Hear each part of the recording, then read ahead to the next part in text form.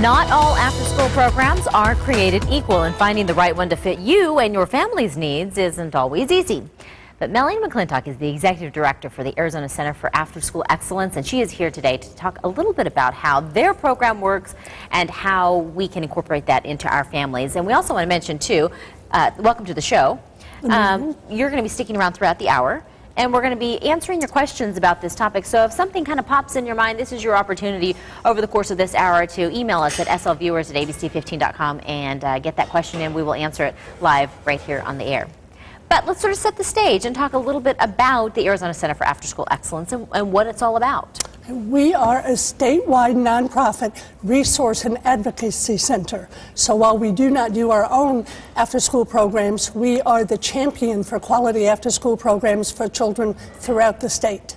I feel like there used to be a time when after-school programs were basically a place where kids could go so that they wouldn't be, what's the expression, the latchkey kids, and they would be just to keep them safe. You're absolutely right. But now it seems as though, and I mean, I know that I've had my son in after-school programs, and there's a lot of enrichment that goes on that extends beyond the school day.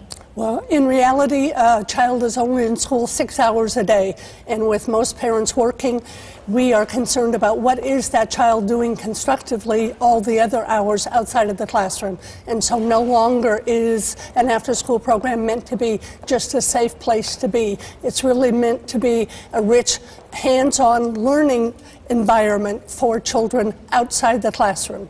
So those programs start pretty much immediately after the school day ends, in most cases? What's amazing is, again, because of working parents, there are programs that start before school, but then they continue as soon as the school bell ends at the end of the day, during school breaks and during the summertime when so much summer learning loss occurs. Gotcha.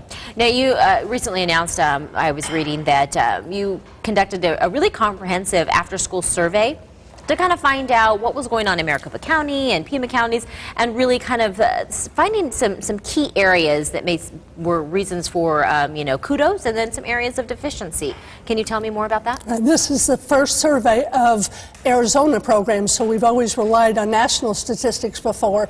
In Arizona, 2/3 of the programs operate both during the school year and during the summertime. They are primarily sponsored by school districts, and so most of them are sponsored by school districts and occur on school campuses, and then most of them have, as you were describing, enrichment as their purpose, with a lot of tutoring and enriched learning that does not look like the classroom. I think that's what I found really key with my son, is because to have an extension of the school day wouldn't be a good fit for my kid. He's a boy. You know, we started him a little bit young, so an extension of the day in the traditional format would have not worked for him. But I think a lot of the after-school programs, when they're doing it right, wouldn't you agree, realize that you can learn in a fun way, in a hands-on way, in an interactive way. The best response a mom can get when you pick up your child from your after-school program is when you say, "What did you learn today?"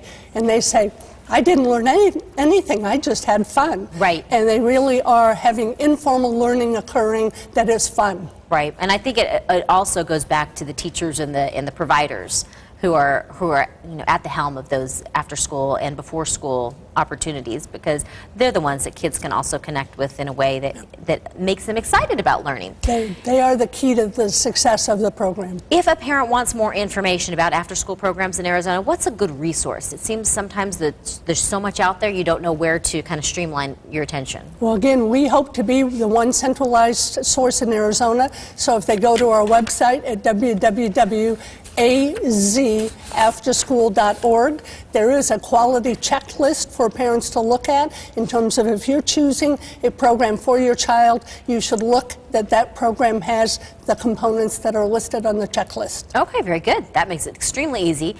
Also easy would be answering your questions today about after-school programs. All you have to do is email us at slviewers@abc15.com. That information again for the Arizona Center for After-School Excellence is right there on your screen, and we're going to continue to show you this throughout the hour, so make sure that you stay with us, and we hope to really dive into this topic a little bit more closely. Andy?